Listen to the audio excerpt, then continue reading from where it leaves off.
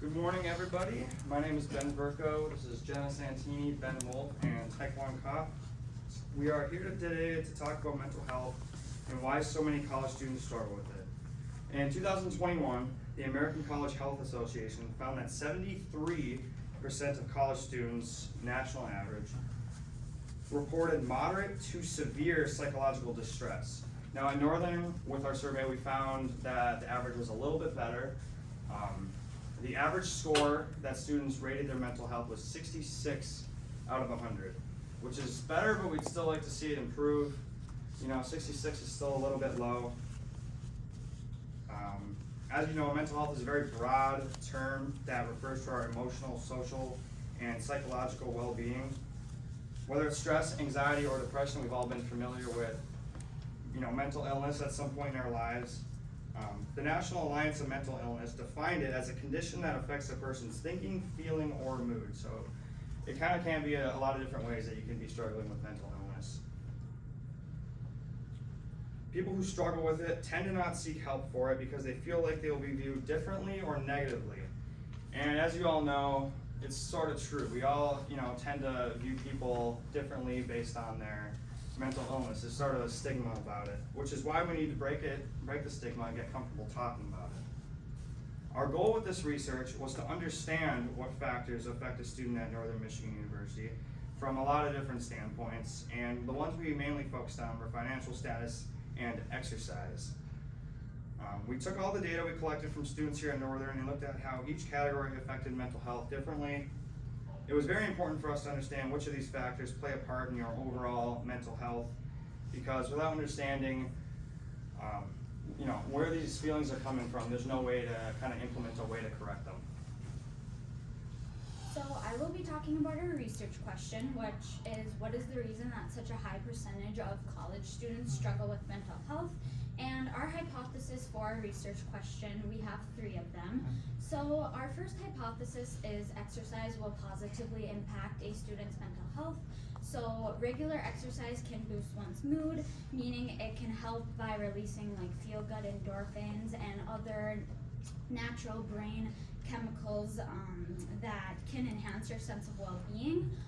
It can also improve one's mental health by reducing depression and anxiety. And also, what does your diet consist of? Your diet can have a lot to do with how you feel, because you're setting yourself up for an overall happier outlook on things, and putting healthier food in your system just overall makes you feel better and have more energy throughout the day. So our second hypothesis is students' financial situation negatively affects mental health. So the tuition to pay, meaning that tuition costs can lead to financial stress, and college students, so financial stress for college students negatively affecting a student's mental health. Their living expenses can be very expensive, especially if one doesn't have a job, just because of how busy they are in school. And school supplies like textbooks can be very expensive, and depending on the type of major you're in, there could be different school supplies that you might need depending on your major, and that can be pretty expensive as well. So our third hypothesis is mental health is positively related to GPA. So it can bring students loads of stress, depending how many credits you're enrolled in, or especially if you have either a full or part-time job, that can bring a lot of stress as well. Not getting enough sleep, this one's very important because students can have problems paying attention, problems memorizing, and problem solving, and it also can contribute to emotional issues and behavior problems that may affect academic achievement. And students also report their mental health issues can affect their studies. So, for example, students' energy level to do things like studying for an exam or doing homework, and also their concentration level can wane if they, are struggling with these issues as well. So I had the survey plan, and one of our independent variables was exercise. It's actually proven that exercise helps with your mental health. Another one of our independent variables is mental health, but it's also a dependent variable as well, depending on the questions you ask. So we asked our participants, it was 160 people that responded to our survey, and 49% of those people said that their mental health was, or not 49%, 49 out of 160 participants responded to a question saying that, because what's your mental health in classrooms, and 49 out of 160 people put below a 5. So we would ask on a scale of 1 to 5, like, are you in extracurricular activities outside of school? How much do you exercise? And then 1 being the lowest and 5 being the highest, or like 1 being 1 hour a week, 5 being 5 hours a week. And then another independent variable is financial situation. So people who have like financial problems tend to see less mental health and have like more issues with mental health while in college. And we asked people from different schools, not only this one, but just only really college students, and this is what they were saying to our questions. And then one of the dependent variables I already talked about was mental health, and then GPA is a dependent variable. So with a better mental health, does GPA get affected by that? I'm going to be covering the sample plan. First, we have to take into account what's the target population. 3 specific questions we wanted to find out was who we would be sampling, where would we would be sampling, and when we would be sampling. Who would we be sampling would be the Northern Michigan student body, as well as a few other schools in the universities in the United States. We sent out a couple surveys, but we also stood in high traffic areas where we could collect a lot of different data from students coming in and out of the Northern Light Center, as well as Starbucks and Jamrich and the library. We would be handing out these surveys or asking people to take these surveys during lunchtime when there are the most students coming in and out and have the highest chance of achieving the number of respondents that we would like to get. The method of sampling that we chose to use was convenience sampling, as well as chain referral sampling or snowball sampling. Our initial idea was to use convenience sampling, obviously because it was convenient standing outside of the location where we wanted to give these surveys. And then by implementing a snowball method, we could achieve further penetration into the student population by having sort of a trickling effect.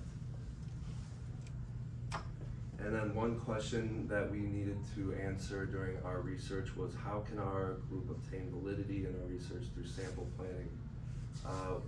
We wanted to achieve this by getting as the most penetration into the student population as possible with that snowball sampling, as well as standing outside of the cafeteria, because everybody has to eat, and we would achieve a large variety of different lifestyles in that area. And by achieving a sample size that would be large enough to support our research was necessary as well.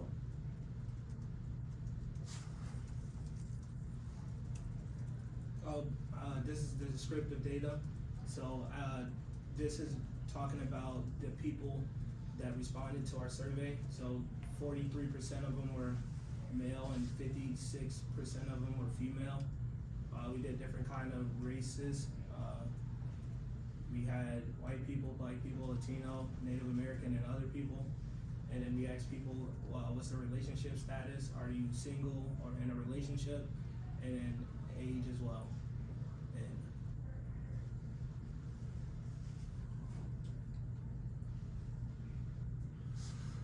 So, covering our hypothesis 1 was that exercise would positively affect mental health, and how we determined to figured that out was to use a regression. And our dependent question was, how often do you exercise on our survey? That being question number 14. And then our constant was, overall, how would you rate your mental health with a slider from 0 to 100? And we found with this regression for hypothesis 1 that it was statistically significant according to our regression test. Hypothesis 2 was that financial score negatively impacts mental health. And for our dependent question in this regression, we used what is your GPA? And for our constant, we used the same question, being overall, how would you rate your mental health with the slider scale? We also found this result to be statistically significant, 0.008 result. And our hypothesis 3 being mental health positively impacts GPA. The dependent question we flipped around, we used overall, how would you rate your mental health with the slider scale as our dependent? And for our constant, we used on a scale of 1 to 5, how financially stable do you feel? We also found our hypothesis to be statistically significant. Okay, so right here I made a little bit of a table just to kind of help show you how mental health is both independent and dependent. Everything had a positive relationship, so exercise as an independent variable ended up having a positive relationship with mental health. As that, your exercise goes up, so does your mental health. Same thing with financial stability. The more financially stable you are, the better your mental health is going to be. I can totally agree with that personally. Now when you're talking about GPA, all these things are kind of, whole end game was how can we increase GPA, as students. That's kind of our main goal here. So when mental health is the independent variable, GPA becomes the dependent. And those two things are also positively correlated. So as mental health goes up, so does GPA. Thank you. And you